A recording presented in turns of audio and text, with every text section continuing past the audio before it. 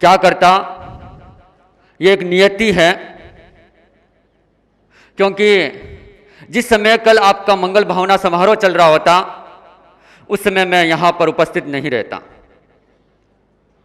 कल मुनि श्री सुमेरमल जी स्वामी के साथ प्रातः 8:15 बजे ही मुझे यहां से दिल्ली के लिए प्रस्थान करना है, विहार करना है, आपसे मंगल पाठ का श्रवण करना है। तब फिर मैंने सोचा कि मैं आज ही अपनी भावनाएं रख दूं, और वो भावनाएं भी कुछ स्वार्थ से परिपूर्ण है। मैं स्वार्थी हूं, लेकिन स्वार्थी इसलिए नहीं हूं कि मैं राजनेता कहलाऊं। राजनेता स्वार्थी होता है, वो अपने स्वार्थ की बात करता है।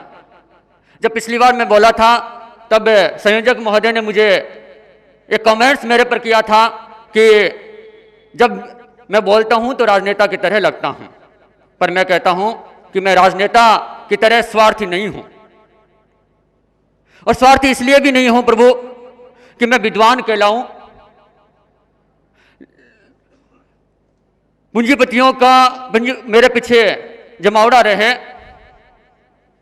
मैं स्वार्थी एक अलग तरीके से हूं। स्वार्थ की बात कर रहा हूं, वो इसलिए कर रहा हूं क्योंकि मैं आपका शिष्य हूं। शिष्य होना मेरे लिए बहुत ही विशेष बात है। जब मेरे नाम के आगे ये जुड़ता है कि आचार्य महाश्रमण का शिष्य मुनि जयंत कुमार, तब सबसे बड़ी प्रसन्नता मुझे होती है। और मैं यही चाहता हूं कि ये जो जुड़ाव है, ये जो शिष्यत्व है, वो हमेशा हमेशा के लिए इसी तरह से बना रहना चाहिए। आप मेरे गुरु हैं, माता पिता हैं, हृदय के देवता हैं, भगवान हैं। इसीलिए मैं अपनी स्वार्थ की बात आपके चरणों में निवेदन कर रहा हूं। और वो मेरी स्वार्थ की बात है कि प्रभु, आप यहां से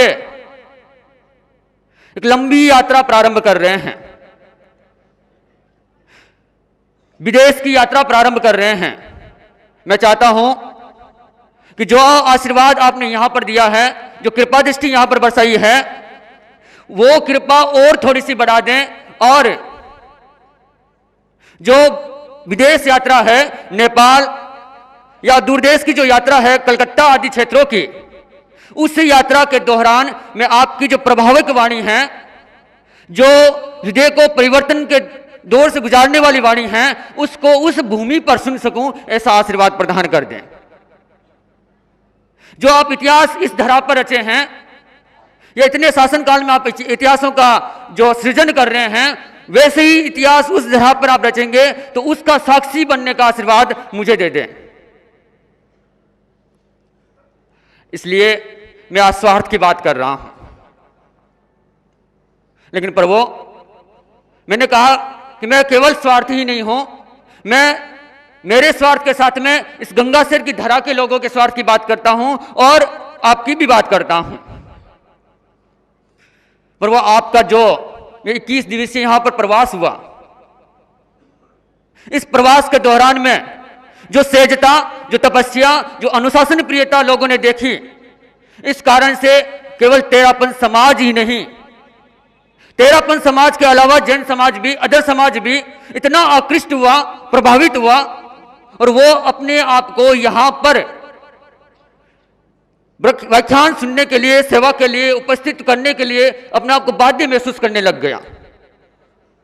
जो ये प्रभाव था, उसी का परिणाम था कि यहां पर हर व्यक्ति में उत्साह था, उमंग थी, जोश था, और युवाओं और अनुभवों के बीच में समन्वय देखने को मिल रहा था। इसलिए ये उत्साह, उमंग और वृद्धिगत हो जाए और बढ़ जाए, तो एक घोषणा आज करवाएं।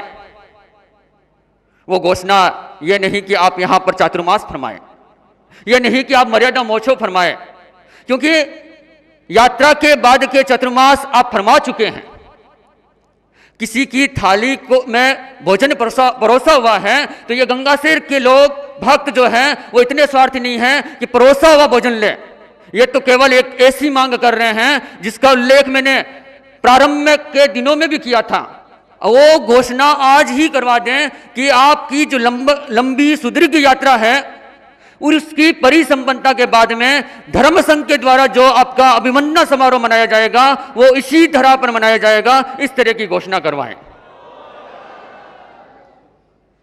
इस तरह की घोषणा जब आज आप करवाएंगे तो ये उत्साह ऐसा बन जाएगा, इस तरह से विस्तृत हो जाएगा कि गंगा शहर अपने आप में